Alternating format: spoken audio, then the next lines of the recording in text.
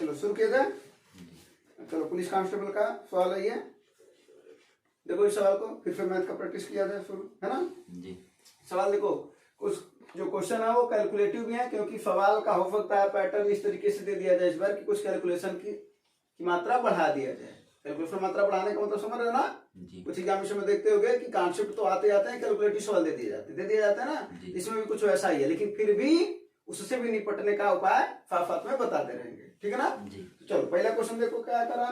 केवल लड़के और लड़कियों की कक्षा में, माने लड़के और लड़कियां हैं उसमें, ठीक है। जरा लड़कियों की संख्या लड़कों की संख्या से आधी है, यानी एक बार लड़के लड़का हो गया लड़की, ठीक ना। हाँ संख्या की बात कर लेते हैं, है ना।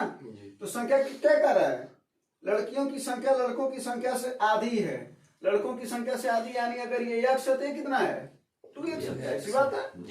हाँ चलो अब बात कर लेते हैं औसत, क्योंकि वो अब उसके जस्ट आगे औसत की बात कर रहा है, और लड़कियों की औसत अंक लड़कों के औसत अंक से 2 गुने है, यानी अगर लड़कों का अगर y है तो इन लोगों का कितना है 2y। यहाँ तक कोई दिक्कत हो तो बताओ, नहीं बोलो। नहीं। ये सवाल ना बस उसी में उलझा रहा है, ठीक है ना, और कुछ नहीं है। बस सीधी सी बात बता दो, हमको संख्या पता चल गया, औसत पता चल गया, यहाँ पर क्या पता हो सकता है योग। बोलो कितना हो जाएगा, योग क्या होता है, योग बराबर क्या होता है औसत गुणे संख्या, फॉर्मूला होता ना। तो 2x का y में गुणा करो कितना हो जाएगा 2x। और यहाँ पर कितना आ जाएगा भैया 2x। कोई दिक्कत हो तो बताओ। नहीं। अब अपने को औसत दे रखा है कुल, औसत बराबर होता क्या है, तो कुल योग ना, यहाँ पर कुल है ना, कुल योग बटे संख्या। अब देखो 2xy मिलकर के कितना भैया 4x। अब बटे संख्या ना, तो संख्या 2x है लड़कों का, लड़कियों का x कितने हो जाएंगे है ना। और इसी का औसत कितना दे रखा है, देखो यही सवाल में दे रखा है, मात्र एक अंक दे रखा है, क्या है 56 है ना। बस काम खत्म, x से x कटा, 4 से कितनी बार में कट जाएगा 8 बार में 14 बार है ना। अरे ये 3 उधर जाएगा तो y की वैल्यू कितनी आ जाएगी 14 नहीं आएगी। ये y है क्या, वो देखा जाए y क्या है, लड़कों का औसत अंक है, और क्या पूछ रहा है यही पूछ रहा है किसका, तो लड़कों का औसत अंक कितना आ गया 42। अगर वही पूछा होता लड़कियों का औसत बताओ तो कितना हो जाता है 42 गुना 84 हो जाता ना, कोई दिक्कत है क्या। अब अगला सवाल, अगला सवाल देखो।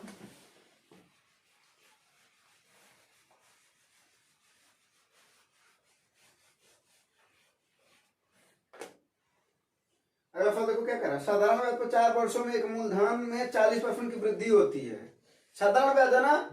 अच्छा एक बात बताओ, अगर 4 साल में 40% की वृद्धि हो रही है साधारण ब्याज में, तो हर साल कितने % की वृद्धि हो रही है 10%। सीधी सी बात, रेट मिल गया 10% की, निकालने की जरूरत है इसको। अब निकालने बैठोगे कि 40% की वृद्धि हो रही है, मूलधन माना 100 है, 140 हो जाएगा तो ब्याज मिलेगा 40, तो फार्मूला लगाओगे मूलधन गुणे दर गुणे समय बटा 100 बराबर ब्याज, तब रेट निकालोगे, तब तो हो चुका काम, है ना। सीधी सी बात है, जब 40% की वृद्धि होती है तो हर साल 10% की वृद्धि होगी साधारण ब्याज में, तो आर का वैल्यू 10% होगी। अब क्या करा, 3 वर्ष बाद उसी दर पर 14,000 रुपए का चक्रवृद्धि ब्याज याद करना, कितने का। अच्छा एक बात बताओ, रेट अगर 10% है तो 3 वर्ष बाद इसका जो चक्रवृद्धि ब्याज होता है वो कितना हो जाता है 33.1। अभी कल भी बताते इसको ना, 33.1 हो जाएगा। और अपने को याद करना है मात्र, तो क्या कर लेना है, कितना हो 14,000 ना, तो 14,000 का कितना परसेंट 33.10%। बस बात खत्म, 2 जीरो से 2 जीरो इधर खत्म हो जाएगा, और 1 जीरो एक खत्म हो जाएगा, किसको खत्म करने के लिए दशमलव को। अब 14 गुणे 333 की हो गए, बताओ कितना है 46 34। हाँ कैलकुलेशन तुम लोगों को ही तो करना ना, कॉन्सेप्ट समझ में आया कि नहीं है, कोई दिक्कत वाली बात परेशानी है क्या। देखो सवाल 3 लाइन का है, इसका भी आंसर 3 लाइन में आ गया है ना। अगला सवाल देखो,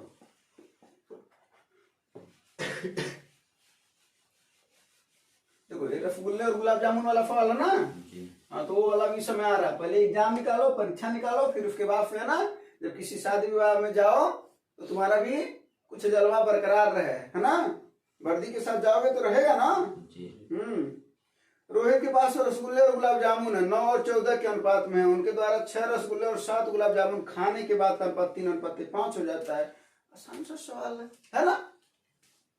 पहले कितने थे? 9:14 के अनुपात में थे, यही ना। अर्थात ये 9x था और अनुपात इस अनुपात है ना, तो बटे करके चलते हैं। हुआ क्या है, 6 रसगुल्ले खाने के बाद माने खत्म हुआ ना 6 रसगुल्ला, तो भैया खत्म करो 9 वाला रसगुल्ला है ना, -6 और ये कितना 7 गुलाब जामुन, और बाद में कितना हो जा रहा था रसगुल्ला और ये गुलाब जामुन 3/5। इसी को शामिल कर लेना है, तो दिक्कत है हाँ। तो बताओ यहाँ से x की वैल्यू कितनी आ जाएगी? 9×5 = 45 हो जाएगा, अब -5 छक्के 30, है ना, बराबर 14 तिहाई और -7 21। ये इधर भेज दो, 30 को उधर भेज दो, कितना हो जाएगा? ये 42 इधर आएगा तो 3 यहाँ बराबर 30 उधर जाएगा तो 9, 3 से कट जाएगा तो x की वैल्यू कितनी आ गई? 3। अब क्या पूछ रहा है? पहले तो इसकी संख्या बताओ, तो 9 3 ये रसगुल्ला ना, पहले क्या है? ये रसगुल्ला है और ये क्या है? गुलाब जामुन, हाँ जी। और ये कितना हो गया? 14 तिहाई 42, ठीक है। लेकिन क्या पूछा है कि अब उसके पास कितने रसगुल्ले हैं, मतलब खत्म भी तो हुआ ना, कितना खाया था ये 6, तो इससे 6 जब माइनस करोगे तो कितना जाएगा? 21। कोई दिक्कत नहीं। रसगुल्ले की संख्या कितनी रहेगी, तो इससे कितना माइनस करोगे? 7, तो कितना बचेगा? 35, ठीक है जी। अच्छा, इसको एक और तरीके से लगा सकते थे, ठीक है ना। जरा इधर देखते हैं कितना अनुपात था पहले? 9 14, बाद में कितना अनुपात हो गया? 3 और 5, और कितना रसगुल्ला था? 6 इधर और 7, तिरछे इनका पहले गुणा करो, 9×5 = 14 तिहाई। अंतर लेना है, बोले थे ना, अंतर कहाँ रहेगा? नीचे। तो 45 और 42 का अंतर कितना आएगा? 3 नीचे हो जाएगा। फिर अभी लोगों का तिरछे गुणा कर दो, 7 3 6 25 30 और 21 का अंतर 9, कितना हो जाएगा? ये 9। ये 1 की वैल्यू आएगी, 3 3 1 की वैल्यू कितनी आएगी? देखो जो यहाँ पर है, x की जरूरत ना पड़ेगी, है ना जी। बोलो जी। अब 3 आ गए तो बाकी वहां पर रख ही सकते हैं। चलो अगला फल देखो, अगला फल देखो, कैलकुलेशन लाजवाब है ना।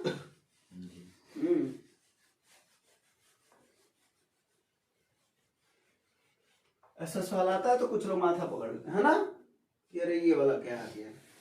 देखो जरा पहले तो फार्मूला लिख लिया जाए ना, a³ + b³ का फार्मूला क्या होता है?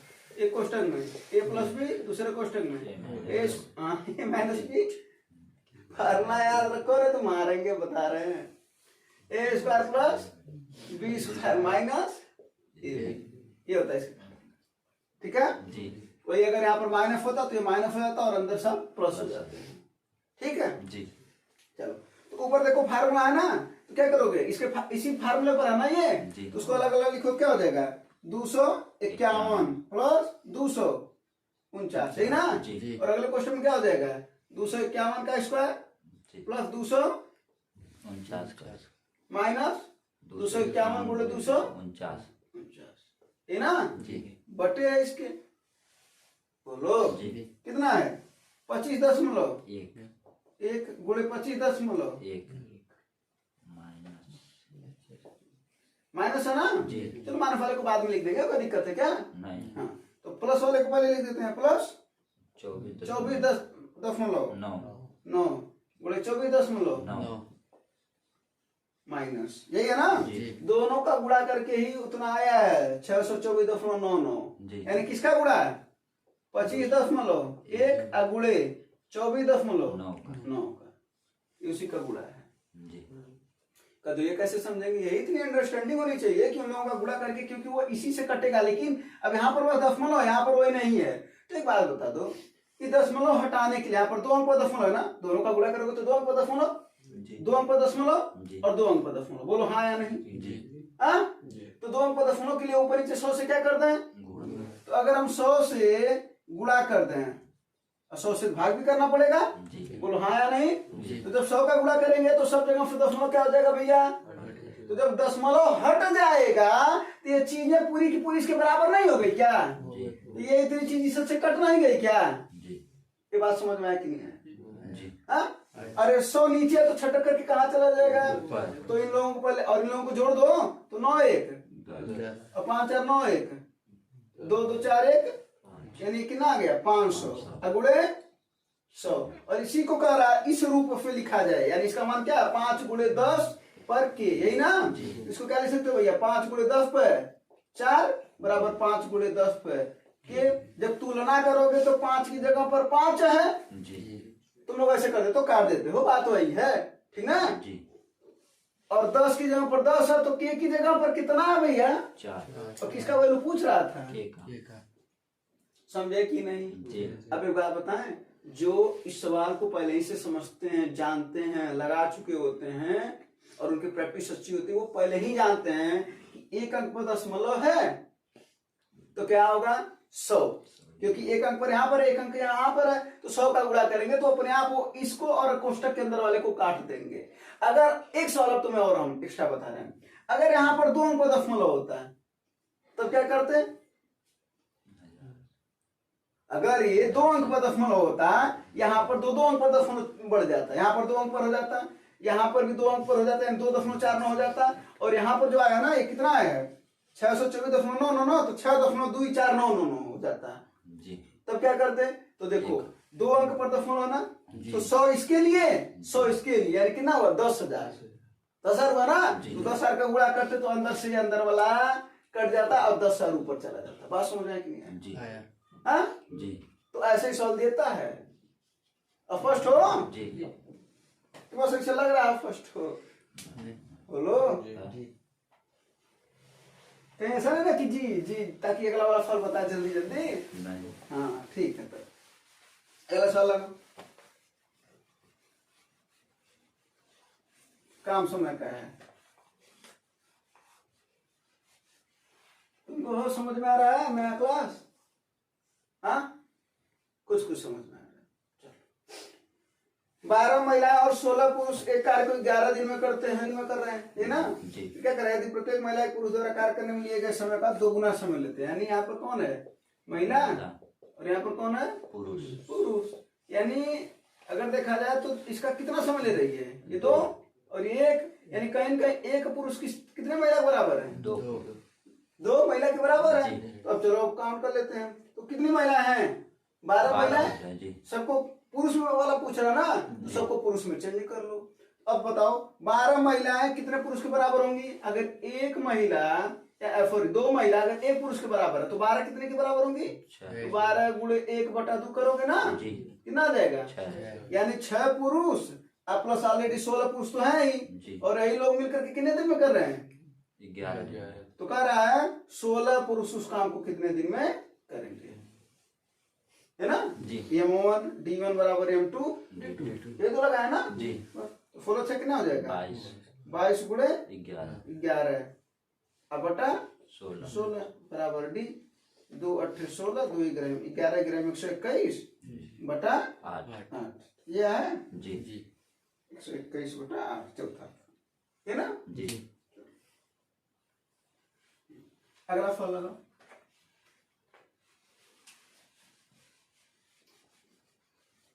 अगला सवाल को याद कराने के लिए कुछ चीजें तुम लोग को याद कर रहे हैं, और ये देखो ये दोनों सवाल एक ही है, पहले सुन लो फिर उसके बाद फिर सवाल लगा लोगे, कोई दिक्कत नहीं। कह रहा है एक निश्चित मूलधन पर 6% वार्षिक ब्याज की दर, साधारण ब्याज की दर से 4800 रुपया हो जाती है मतलब मिश्र धन दे रखा है, यही ना। जी फिर कह रहा था 8% के हिसाब से 5400 रुपया हो जाती है, यही ना। जी तो क्या पूछ रहा है, मूलधन ज्ञात करो। अच्छा एक बात बताओ, अगर हम परसेंट की जगह पर वहीं पर अगर हम समय दे देते, तो यही सवाल आज तक पहले देखते थे, इसके पहले ऐसा नहीं हम करें कि वाला सवाल बिल्कुल नहीं देखे होगे, लेकिन अगर वही सवाल ऐसे कहता है कि 6 वर्ष में 4800 रुपया हो जाती है और 8 वर्ष में 5400 रुपया हो जाती है, याद आया सवाल, तो मूलधन ज्ञात करो। यानी ये दोनों सवाल एक ही जैसे हैं और एक ही जैसे लगेंगे भी। तो क्या करते थे, अब आप देख लो, 6% के हिसाब से जब चल रहा है तो कितना रुपया हो जा रहा है? 4800 और 8% के हिसाब से 5400 तो एक बात बताओ, कहीं कहीं 2% की वैल्यू कितनी है 600 भाई? 6 से 2% बढ़ गया, 8 हुआ, जी तो 4800 से 5400 का यानी कितना हुआ? 600 तो 1% की वैल्यू कितनी है? 300 300। ये क्लियर हुआ? जी बोलो। जी यानी 1% की वैल्यू 300 है। तो एक बात बताओ, ये 6% में ये जो 4800 हुआ है ये इसका मिश्रधन है ना? जी तो 6% पहले वहां इसका मूलधन रहा होगा। जी नहीं समझे? जी नहीं समझे? तुम बताओ। जी 1% की वैल्यू 300 है, कह रहा है 6% के बाद इतना था, यानी 6% में बेजोड़ नहीं मिला होगा तो मूलधन रहा होगा। जी यानी 1% की वैल्यू अगर 300 तो 6% की वैल्यू 1800 1800, जी यानी ये 1800 अगर हमको ले दे करके ब्याज मिल रहा है, यही ना? यानी 1800 को हम 4800 में से घटा देंगे तो हमारा क्या आ जाएगा भैया? मूलधन मूलधन। बात समझ में आई कि नहीं है? जी जी और यही अगर सवाल समय पर दिया रहता तो भी ऐसे ही लगाते। यानी सवाल कर देता 6 वर्ष में 4800 रुपया हो जाती है, 8 वर्ष में इतना रुपया हो जाती है, तो 2 वर्ष का ब्याज ज्ञात कर लेते 600, तो 1 वर्ष का ब्याज होता 300।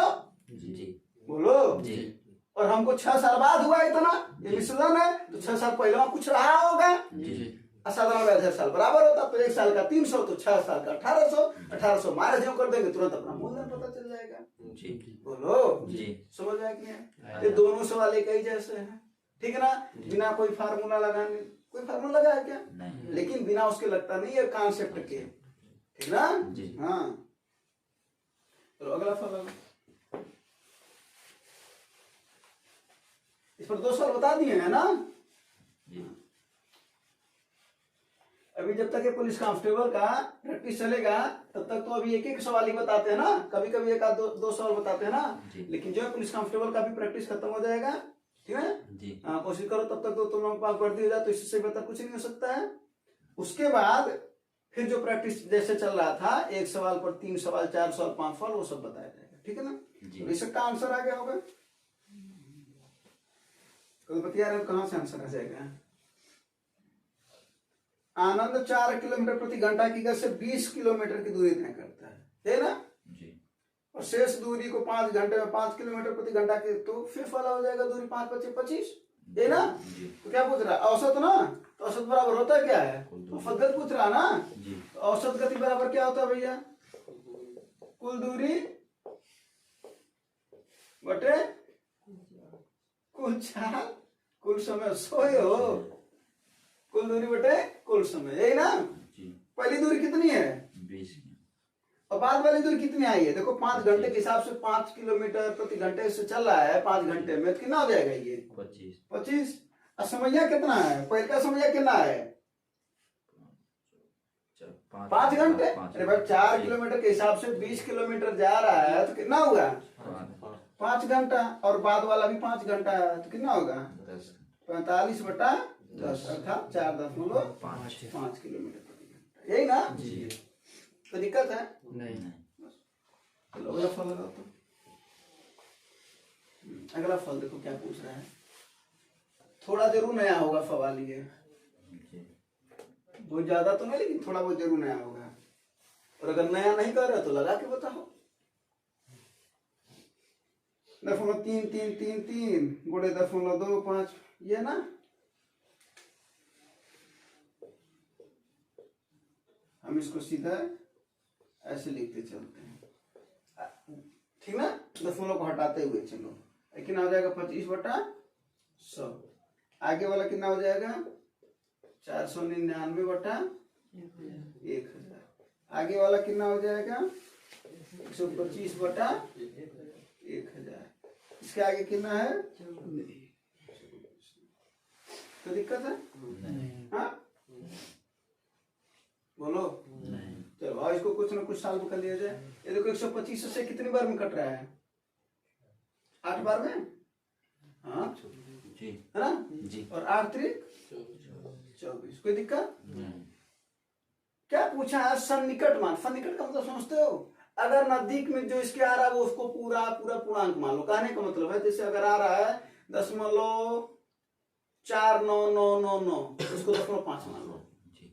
0.49 तीन तीन तीन आ रहा है, तो इसको क्या मानोगे? तो 0.3 है ना, 0.999 आ रहा है, उसको 1 मान लो, ठीक है ना। जी तो आओ देखो जरा 3 का इसमें गुणा कर लिया जाए तो कितना हो जाएगा? ये 9999 हो जाएगा कि नहीं हो जाएगा? जी बोलो। जी बटे है ना, जी ये 25/100। इसको अगर 499 को इसको भी नजदीक में वाला तो कितना हो जाएगा? 500 बटा, है ना। इसी को सॉल्व कर लो बस। अब देखो जरा सा, ये कितनी बार में कट जाएगा इससे? हाँ, 2 बार और ये कितना आ जाएगा? 25 चौके, है ना। फिर कितना आ गया? 4 दूना 8 ये 9 ना, ये है ना, ये किसके लगभग में है? ये इसी के बराबर है ये। जी हाँ, जी तो लगभग ये इससे कट गया, हटा दिए उसको लगभग में। कितना बचा? 1/8, 8 और 1/8 का वैल्यू कितना होता है? 1/8 दिया तो है, 1/8 बस, जी ठीक है। जी मैंने कहा उसको भी 10 में दिया होगा, कोई दिक्कत है? नहीं ऐसा निकट का वैल्यू समझ रहे हो ना, जी। इसको पूरा पूरा पूरा मान लिया। चलो अगला सवाल लगाओ।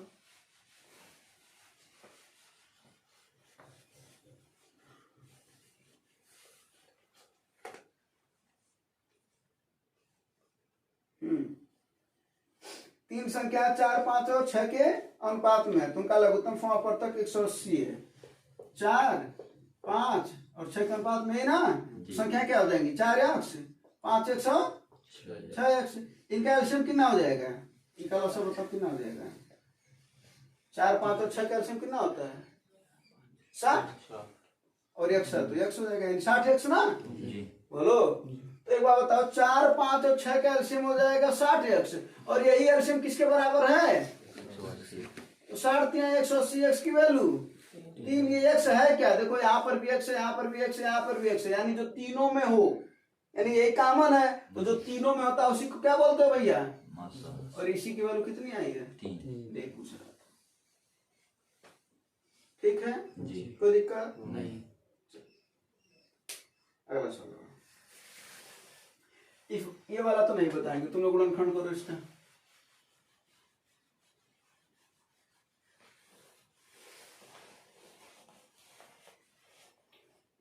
इसका गुणनखंड करो जल्दी जल्दी। 565 है।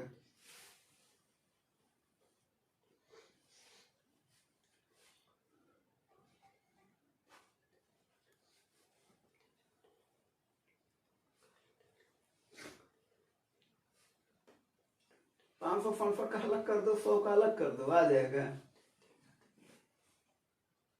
बात तो वही होगा ना। जी हाँ,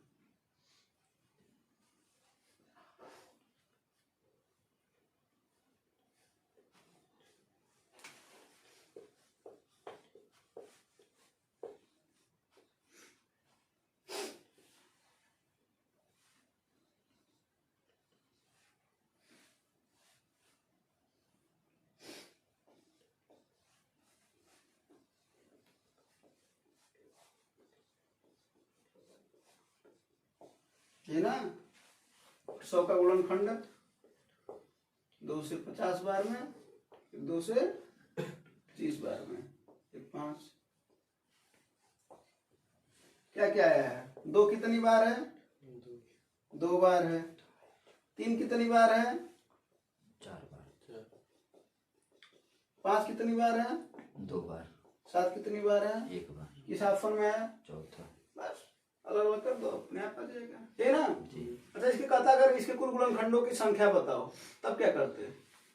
तो देखो ये 2 पर कितना घात है? ये 2 इसको ऐसे लिख सकते हो। जी 3 पर कितना घात है? 4 5 पर कितना घात है? 2 7 पर कितना घात है? 1 अगर कहता इसके कुल गुणनखंडों की संख्या बताओ, तो घातों में 1 1 जोड़ दो, तो 2 1 कितना हो जाएगा? 3 सबका गुणा करते चलना, फिर 4 1, 5 फिर 2 में 1 जोड़ोगे, जी फिर 1 में 1 जोड़ोगे, कितना हो जाएगा? 3 गुणे 5 गुणे 3 गुणे 2 2, यही ना।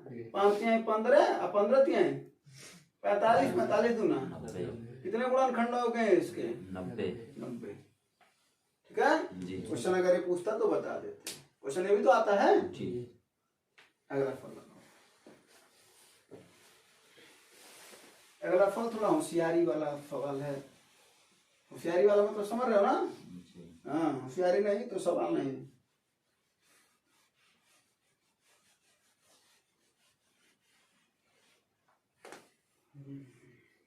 हाँ बताओ। एक्स का अंदर गुणा कर दो कितना हो जाएगा? 3x माइनस 2x हाँ 3x माइनस 2 बस केवल होगा ना? जब गुणा करोगे तो x का उधर बचेगा 3/x। नहीं समझे? जी अरे भाई x का अंदर गुणा करोगे तो है ना आएगा, नीचे वाले x से ऊपर वाला x कट जाएगा। जी अब देखो x को एक तरफ कर दो, बाकी को एक तरफ कर दो, कितना हो जाएगा? ये 3 इधर आ जाएगा तो 3x माइनस 3/x बराबर 2। तो यहाँ से 3 कॉमन है, x माइनस 1/x बचेगा, इधर 2 और 3 इधर है तो इधर आ जाएगा। तो कोई दिक्कत नहीं। अब अपने को क्या पता करना है? x क्यूब अब जरा बताओ, अगर हम एक फार्मूला लिखें, चलो इसको फार्मूला लिखते हैं, a माइनस बी का होल क्यूब बराबर क्या होता है? a cube minus B cube, बोलो माइनस 3ab कोष्टक में a माइनस बी होता कि नहीं होता है? जी हाँ? अगर हम इसी सवाल को अगर ऐसे लिखते हैं, यानी ये माइनस वाले टर्म को इधर भेजना, क्या हो जाएगा? ये a माइनस बी का होल क्यूब प्लस हो जाएगा ना? जी 3ab कोष्टक में बराबर a cube minus B cube. कितनों को सवाल दिख गया यहाँ से? देखो इसी के तो वैल्यू ज्ञात करनी है ना? जी अरे बस a की जगह पर x है और b की जगह पर 1/x है, जी तो इसी की वैल्यू ज्ञात करनी है। तो करना क्या है? इसका होल क्यूब ना, जी यानी इसका होल क्यूब कर दो तो कितना हो जाएगा? 8/27 है ना? जी। यहाँ पर प्लस है तो प्लस रख दो। ए बी यहाँ पर x से x कट जाएगा तो उसका कोई मतलब ही नहीं है, बचेगा 3 जी गुणे a माइनस बी, अर्थात ये वाला टर्म कितना हो जाएगा? 2/3 से 3 कट जाएगा, यही ना? जी। कितना हो जाएगा? 27 दूना 54 54 8 62 हाँ बटा ये ना होगा? जी जी आ नहीं है क्या? माफ करो बटा क्लियर हो? जी बोलो जी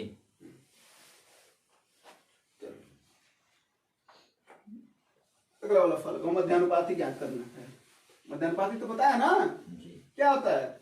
दोनों को करणी में कर दो और उनका गुणा कर दो, वही तो मध्यानुपाती होता है। जी हाँ सब बताया गया, मध्यानुपाती, द्वितीयानुपाती, तृतीयानुपाती सॉरी है ना, चतुर्थानुपाती बताया ना? जी तो मध्यानुपाती पूछ रहा है, तो मध्यानुपाती क्या होता है? इनका करणी में कर दो, इनका गुणा कर दो, यही ना? जी गुणे 0.66 तो यहाँ से करणी से बाहर क्या निकलेगा? 0.3 और यहाँ से करण से बाहर क्या निकलेगा? 0.8 त्रिक 24 दो अंक को 0 लगाओगे ना? जी यही आंसर है। ठीक है जी चलो अगला सवाल लगाओ।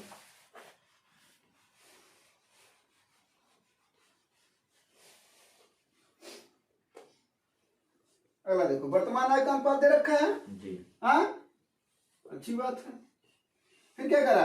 12 वर्ष पहले उनकी आय का अनुपात कितना था? 1:2 यानी बाद वाला अनुपात दे रखा है।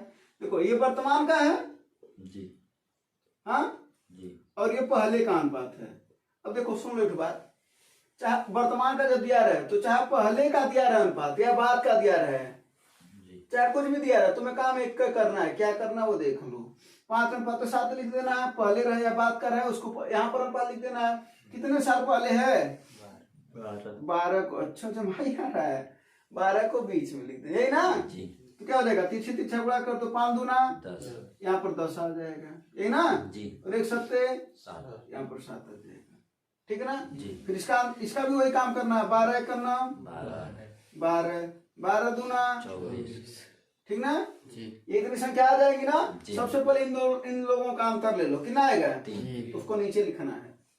फिर बाद में इन दोनों का अंतर ले लो, कितना आएगा? 12 इसको ऊपर लिखना है। यही 1 का वैल्यू होगा, यानी 3 चौके 12 ये 1 का वैल्यू होगा। समझ में आए? अब बात वही है, चाहे इसका जब कॉमन चीज होता है तो 1 और 2 का अंतर कितना होगा? 1 और 1 गुणे 12 अर्थात 12 है ना? जी तो अब क्या पूछ रहा है? अब से 5 वर्ष बाद सुधीर की आयु कितनी होगी? तो पहले वर्तमान तो पता करना है। जी। एक का वैल्यू 4 है, इसका था कितना? 5 के बाद में था ना ये, कितना होगा ये? 20 साल का। और ये कितना हो जाएगा? 28 साल का। तो कह रहा आज के 5 साल बाद तो ये कितना हो जाएगा? और ये कितना हो जाएगा? तो किसका पूछ रहा था? इसी का ना? जी। इसका कितना हो जाएगा? जी। ठीक है। जी। हाँ जी। अगला सवाल।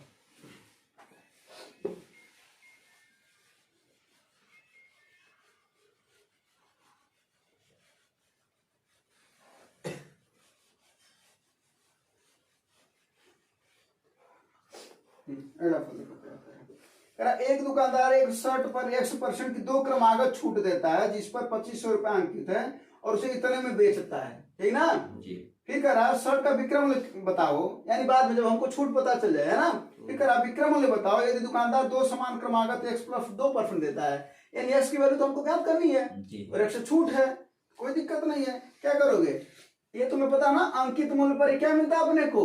तो 100 माइनस छूट बटा 100। और ये क्या होता है? विक्रय मूल्य, सेलिंग प्राइस होता है। बोलो अंकित मूल्य कितना है इसमें? 2500 रुपया, यही ना? जी। गुड़े छूट हमको पता नहीं है, X मान लेते हैं, X तो दिया है ना? जी। 2 है ना? जी। ये तो 1 हो गया। फिर अगला छूट 100 माइनस X बटा ये दूसरा छूट, और ये किसके बराबर है? 1764 के बराबर है। बोलो जी। 00 कट जाएगा, 25 चौक के 100। 4 उधर गुणा करेगा और इसका स्क्वायर हो जाएगा ना? जी। 100 माइनस X का स्क्वायर बराबर 4 गुणे 1764। हाँ जी। तो 100 माइनस X की वैल्यू कितनी हो जाएगी? 4 किसका वर्ग है 2। और एक किसका वर्ग है? 42 का, है ना? जी। 42 दूना कितना हो जाएगा? 84। तो 84 इधर आएगा और 100 उधर जाएगा, तो इसकी वैल्यू कितनी आ जाएगी? 16%। यहाँ तक कोई दिक्कत नहीं।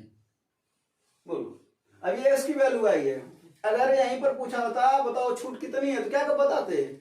16%।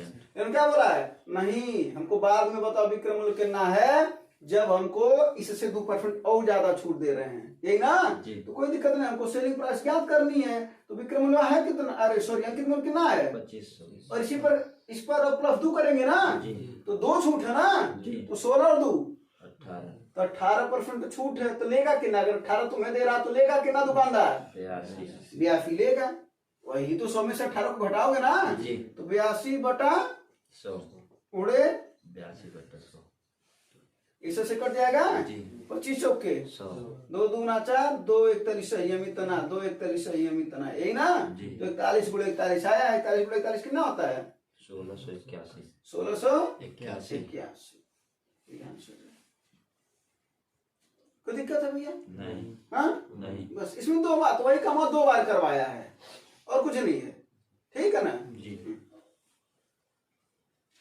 चलो अगला सवाल देखो। अगले सवाल में ना ढेर सारा कैलकुलेशन है, ठीक है ना? लेकिन अगर इस सवाल को तुम्हें जल्दी में लगाना है तो तुम लोग को एक चीज बताए थे कि अगर कभी भी आयतन पूछे, है ना, वक्र पृष्ठ पूछे, संपूर्ण पृष्ठ पूछे, तो सबसे पहले ऑप्शन को 11 से काट करके चेक कर लोगे। अगर 11 से सिंगल ऑप्शन कट रहा है तो ये तुम्हारा क्या हो जाएगा? आंसर हो जाएगा, ठीक है ना? तो जरा बताओ 11 से कौन ऑप्शन कट रहा है? क्या 11 से कटने के लिए क्या होता है? एक एक अंकों को छोड़ करके जोड़ते हैं और उनका अंतर 0 आना चाहिए, 11 आना चाहिए, ऐसा होता है ना? तो बताओ कौन सा ऑप्शन कट रहा है? पहला वाला कट रहा, वही आंसर होगा, ठीक है ना? हाँ, तो ये ध्यान देना, इस बात को एकदम ध्यान रखना कि अगर ऐसा सवाल आता है तो तुम्हें क्या करना है? एक बार 11 से काट करके चेक कर। अच्छा क्यों ऐसा होता है? क्योंकि 22 बटा 7 पाई की वैल्यू होती है और उसमें 11 छुपा रहता है। 22 में 11 तो है कि नहीं है? तो 7 से कहीं न कहीं अगर कोई संख्या कट जाए, ऊपर वाली संख्या, तो 11 के गुणक के रूप में और आंसर आएगा, तो आंसर 11 से कटना चाहिए, इसका यही मतलब होता है ना? बाकी लगाने वाली बात क्या है? शंकु के आधार का क्षेत्रफल दे रखा, तो शंकु का आधार होता क्या है? ये तो शंकु है, बोलो जी। अब लगवा रहे हो तो तुम्ही से कैलकुलेशन करवाएंगे, है ना? तो शंकु के आधार का क्षेत्रफल क्या होता है? पाई आर। तो पाई आर स्क्वायर की वैल्यू कितनी दे रखी है? 186.34, यही ना। जी तो बस अब यहाँ से आर स्क्वायर बराबर कितना हो जाएगा 186.34 बटा पाई, जी तो बटा 22 और ऊपर चला जाएगा 7, है ना। हाँ, अब इसको काटो, 11 से कट जाएगा क्या, ये 6 1 7 5 4 11 8 3 11, हाँ कट जाएगा, 11 दूना और 11 का नाम 11 कितना बचा 7 6 बार में जाएगा ना, 11 छक्के 4 4 दशमलव लगा दोगे, फिर कितना बचा यहाँ पर 10, फिर 11 9 99 और 11 चौके 44, है ना। फिर 2 से कटेगा, 2 अट्ठे 16 दशमलव ना, फिर 2 चौके और 2 सत्ते, है ना। अब बताओ आर स्क्वायर बराबर कितना आएगा 8.47 गुणे 7, 7 का गुणनखंड में ये होगा, तो पहले 7 से काट लो, 7 गुणे 7 का नाम, फिर 7 दूना, देखो आ गया ना, गुणे 7। अब आर से क्या क्या बाहर निकल जाएगा, यहाँ से 7 बाहर निकल जाएगा, और गुणे 1.21 से कौन बाहर निकलेगा, अरे भाई 121 है ना वो, तो वो 121 बटा 100 उसको लिख सकते हो कि नहीं लिख सकते हो। तो यहाँ से कौन बाहर निकल जाएगा 11 और यहाँ पर 10, तो कितना आएगा, है ना। तो 7 का नाम 7.7 क्या सेंटीमीटर, ये आर की वैल्यू पता चली ना। अब वही वाली बात, अगर वो लगाए होते तो तुरंत तुम्हारा आंसर आ जाएगा, है ना। अब अगला करा, यदि ऊंचाई उसकी त्रिज्या की 9/7 है, यानी जो ऊंचाई है वो त्रिज्या की 9/, तो त्रिज्या है कितना 7.7 गुणे 9/7 ना, 7 का नाम 7 का नाम 7 9 का नाम 9 सेंटीमीटर, ऊंचाई भी पता चल गई। अब ये दोनों बातें पता चल गया है, बोलो हाँ या नहीं। अब तो बिल्कुल कैलकुलेशन नहीं करेंगे। अब क्या पूछ रहा है, उसका आयतन बताओ शंकु का, तो शंकु का आयतन क्या होता है, हाँ 1/3 पाई आर स्क्वायर एच होता है ना। तो पृष्ठ पूछता तो कितना होता है पाई आर एल, यही ना। अब संपूर्ण पृष्ठ पूछता तो पाई आर कोष्टक में एल प्लस आर, ठीक है ना। तो क्या पूछ रहा है, आयतन पूछ रहा है ना, तो भैया रख दो, सॉल्व करो बस। अब क्या कर सकते हैं, इकाई अंक अलग अलग है, इकाई अंक से काम कर लो, इकाई अंक देखो सबके अलग अलग है ना, इकाई अंक से काम कर लो।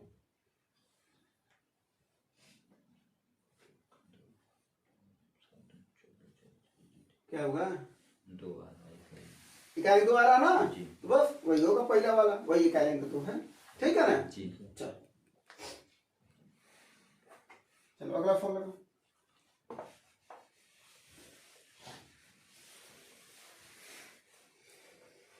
अगला सवाल में करा डब्ल्यू एक्स वाई और जेड का अनुपात दे रखा है और एक्स और वाई को मिलाकर के 45,000 रुपए में मिल रहा है।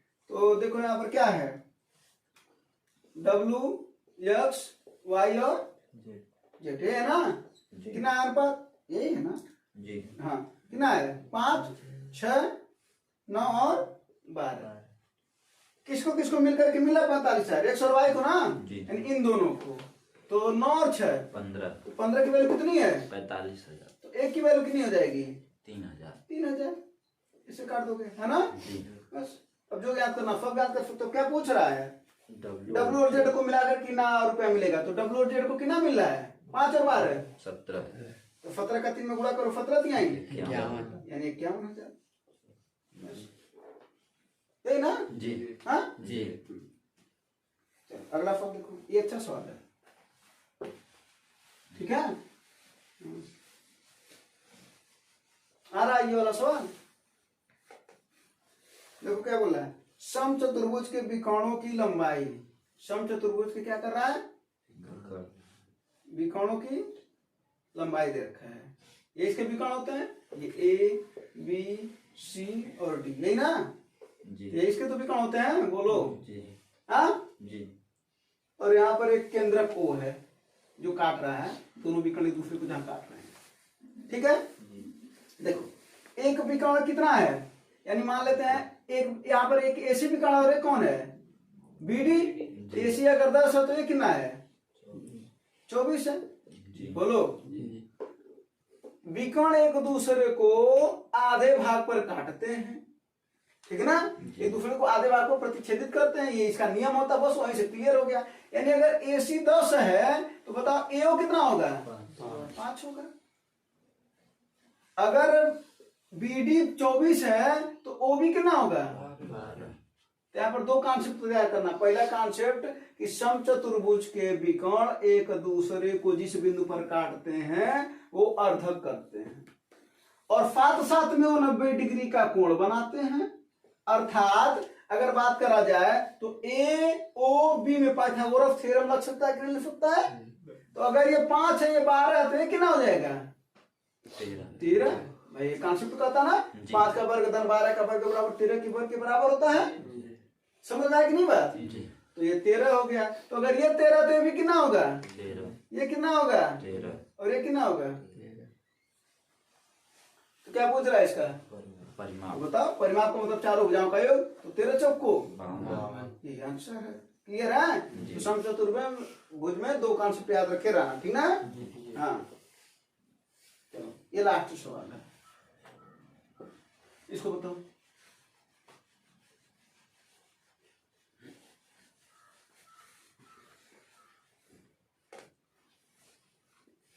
डीजल के मूल्य में 40% की वृद्धि हुई। याद कीजिए कि एक ट्रक मालिक का समान बजट बनाए रखने के लिए खपत में कितने कमी करना पड़ेगा। तो आसान सा सवाल है ना? बोलो। ये सवाल मूल्य ऐसे मूल्य की वृद्धि में पूछा जाता है, जनसंख्या में पूछा जाता है, वेतन में पूछा जाता है ना। ये सब सवाल तीनों में एक जैसा सवाल बनता है और ये दो सवाल बनता है। जैसे इसमें क्या बोला 40% की वृद्धि ना, तो करना क्या तुम्हें 40/140 गुणे 100 ये इतना कमी करना पड़ेगा तो उसके खर्च में कोई परिवर्तन नहीं आएगा, ठीक है ना? अगर वही पर कर दिया तो 40% की वृद्धि पर करता 40% की कमी हुई तब ज्ञात कीजिए कि अपनी बजट को बनाए रखने खपत में तब कहता है कितने % की वृद्धि करनी पड़ती। तब क्या करते हैं? तब 40/60 100 में, यानी 100 में क्या कर रहे हो? इसको जोड़ रहे हो वही 40 और 100 में इसको क्या कर रहे हो? गुणे 100। तो इसको कर लेते हैं, है ना?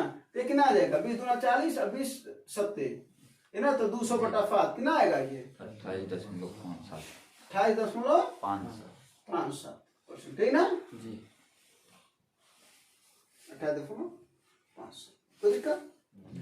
चलो और इसका आंसर बता देना, चलो कमेंट में ही बता देना। चलो कोई दिक्कत परेशानी समस्या? तुम्हें ये चीजें समझ में आया होगा और आप लोगों को भी। धन्यवाद। जय हिंद।